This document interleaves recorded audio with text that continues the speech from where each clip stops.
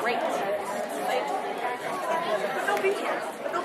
And then they'll walk in, and they'll be like, huzzah, they're here. And you'll do like that exact pose in like the middle of the show. And like everybody will be like, come up and huzzah. So a fellow over in Concord. Bobby Claire, how do you boys feel about that? Well, of course it ain't none of my business, but I think if a person starts out to be a teacher, she ought to stay one. How's your knee, Joe? Fine, Doc. I never think about it really. Only like you said, it always tells me when it's going to rain. What's it telling you now? Gonna rain? No, sir. Sure. Yes, sir. Knee's been wrong before? No, sir. Ain't what it ought to be. All told, you won't get more than 3 hours sleep. Frank Gibbs, I don't know what'll become of you. I do wish you would go away someplace nice and take a rest. I think it would do you good. Emily, time to get up. Wally, 7 o'clock. I declare you ought to speak to George. Seems like something's come over him lately. I can't even get him to chop me some wood. Is he sassy to you? No, he just whines. All he cares about is that baseball. George, Rebecca, you'll be late for school. George! George, look sharp! Yes, Pa? Can't you hear your mother talking to you? Wally, you'll be late for school. Guess I'll go upstairs and catch myself 40 winks. Wally, you wash yourself good or I'll come up and do it myself. Mom, what dress shall I wear? Don't make a noise. Your father's been out all night and needs his rest. I'll wash tonight in the blue gingham for you special. But Ma, I hate that dress. Oh, hush up with you. Every day I go to school looking like a sick turkey. Why, Rebecca, you always look very nice. Mom, George is throwing soap at me. I'll come up there and slap the both of you. That's what I'll do. Wally, put away your book. Oh, Ma, I don't have to know all about Canada. You know the rules as well as I do. No books at the breakfast table. As for me, I'd rather have my children healthy than bright. But Mama, I'm both. You know I am. I'm the brightest girl in school for my age. I have a wonderful memory. Eat your breakfast. I'll talk to your father about it when he's rested. Seems to me like 25 cents a week's enough for a boy of your age. I declare, I don't know how you spend it all. Oh, Ma, I got a lot of things to buy. Strawberry phosphates, that's what you spend it on. Well, I don't see how Rebecca comes to have so much money than me. She has more than $1. I've been saving it up gradually. Well, dear, I think it's a good thing to spend some every now and then. You know what I love most, Mama? Do you? Money. Eat your breakfast. Oh, there's the bell. Gotta go. Now walk fast, but you don't have to run. Wally, pull up your pants at the knee. Why, Julia Gibbs. Myrtle! Did one of those second-hand furniture men from Boston come up to see you last Friday? No. Well, he called on me. First, I thought he was here to see the doctor, and he wormed his way into my parlor. And Myrtle, he offered me $350 for Grandmother Whitmer's high boy. Why, Julia Gibbs. He did, that old thing. Why, it was so big, I didn't know what to do with it, and I almost gave it to Cousin Hester Wilkes. Well, you're going to take it, aren't you? I don't know. You don't know? Julia Gibbs, what's come over you? Well, if I could get the doctor to take the money, I'd sell it like that. Early Amerindian stock, no evidence before the 10th century, now entirely disappeared, or perhaps traces in 2 or 3 families. Migration of English brachiocephalic blue-eyed stock in the early part of the 17th century, since then some Slav and Mediterranean. And the population, Professor? 2,640. Just a moment, Professor. Oh, at the moment the population is 2,642. The postal code brings in 509 more for a total of 3,149. The birth and death rates constant by McPherson's gauge, 6.032. Thank you very much, Professor Willard. We are all very much obliged to you. Not at all, ma'am. About 90% of them graduating from high school seem to settle down right here to live, even after they've been away to college. Now, is there anyone in the audience who would like to ask Editor Webb a question? Is there much drinking in Grover's Corners? Well, ma'am, I want to know what you consider much. Saturday nights, the farmhands meet down at Ella Greenhouse Stable and holler some. We've got 1 or 2 town drunks, but they're always having remorses every time the evangelist comes to town. No, man, I say liquor ain't a regular thing in the home here, except in the medicine chest. Right good for a snake, but you know, always was. So no one in town aware of social injustice and industrial inequality? Oh, yes. Everybody is. Something terrible. Seems like they're all talking about who's rich and who's poor. Then why don't they guess we're all hunting for a way like everybody else, for a way the diligent and sensible can rise to the top and the lazy and quarrelsome can sink to the bottom. But it ain't easy to find. Meantime, we do all we can to help those that cannot help themselves, and those that can, we leave alone. Yeah, and you really do stick to it, Emily. I don't see how you can sit still that long. Well, I always feel it's something you have to go through. Yeah. I don't mind it much, really. I mean, it passes the time. Well, what do you say, Emily? We work out a kind of telegraph from your window to mine. I mean, I could use some help on some of those algebra problems. How about a little hint? No, I don't mean the answers. Of course not, Emily. Just a little hint or two? Oh, well, I think hints are allowed. So, if you get stuck, George, you just whistle to me, and I'll give you some hints. Well, you're just naturally bright, I guess, Emily. I figure it's just the way a person's born. Well, yeah, but you see, I want to be a farmer. And my Uncle Luke, he owns a farm. And he says whenever I can just go there. And if I'm any good, I can just gradually have it. You mean the house and everything? Yeah, well, I got to get going out to the baseball field. Thanks for the talk, Emily. Good afternoon, Mrs. Webb. Good afternoon, George. So long, Emily. So long, George.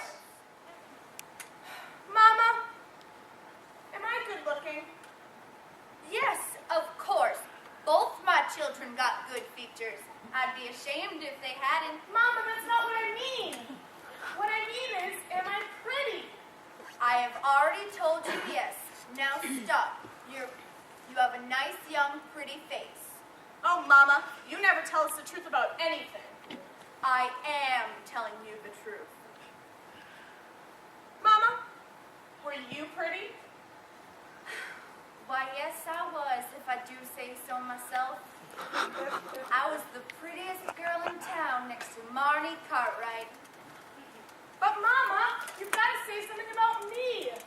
Am I pretty enough to get anybody, to get people interested in me? Emily, now stop. You make me tired. You're pretty enough for all normal purposes. Come along now and bring that bowl with you. Oh, Mama, you're no help at all. All right, now do it again. And remember, ladies, music came in the world to give pleasure. Now try it again.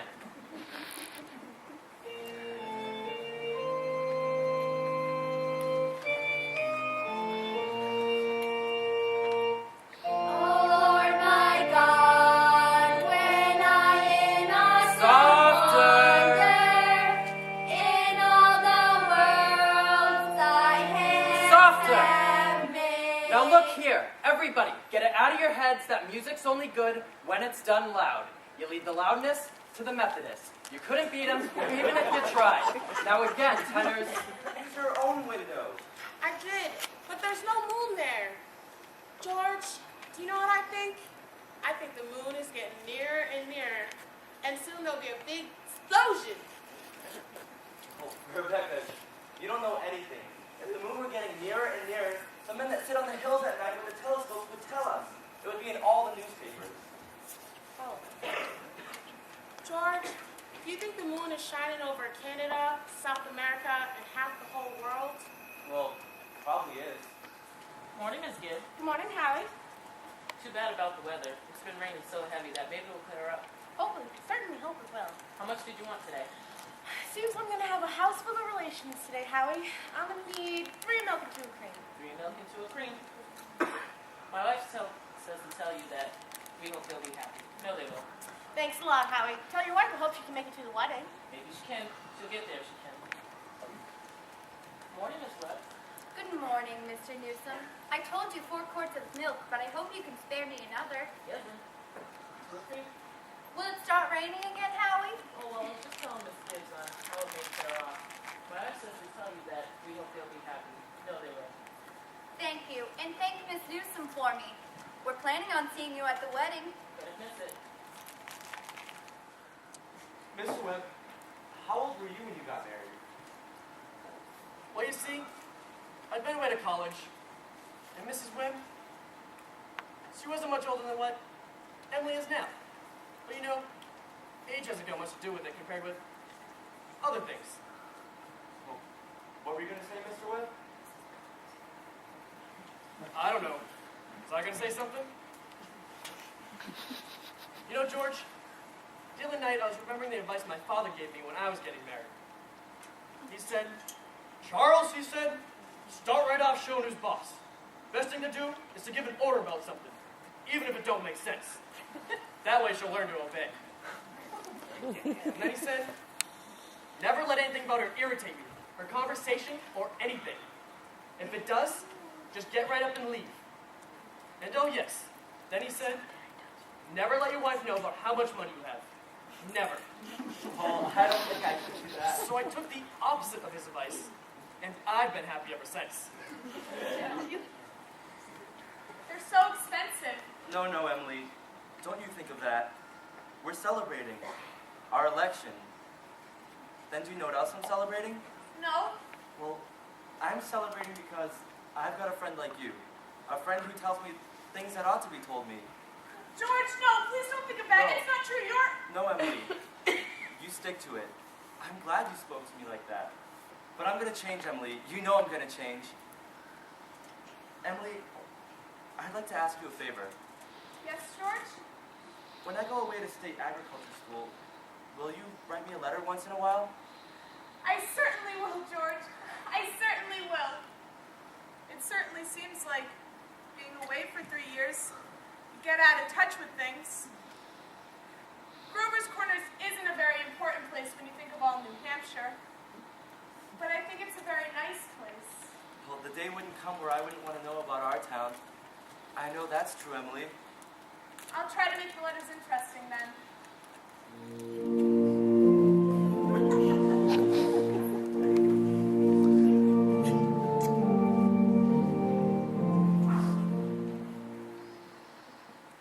Do you, George, take this woman Emily to be your lawfully wedded wife, to have and to hold from this day forward, in sickness or in health, for riches for poor, till death do us part? Perfectly lovely wedding. Oh, I do love a good wedding, don't you?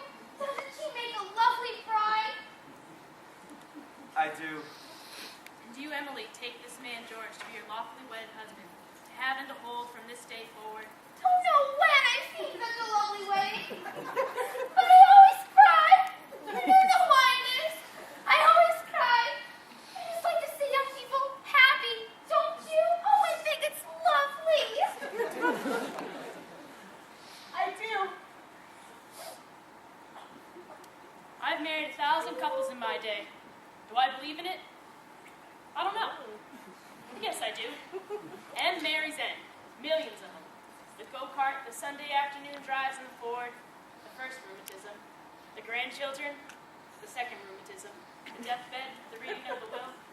Once in 1,000 times is interesting.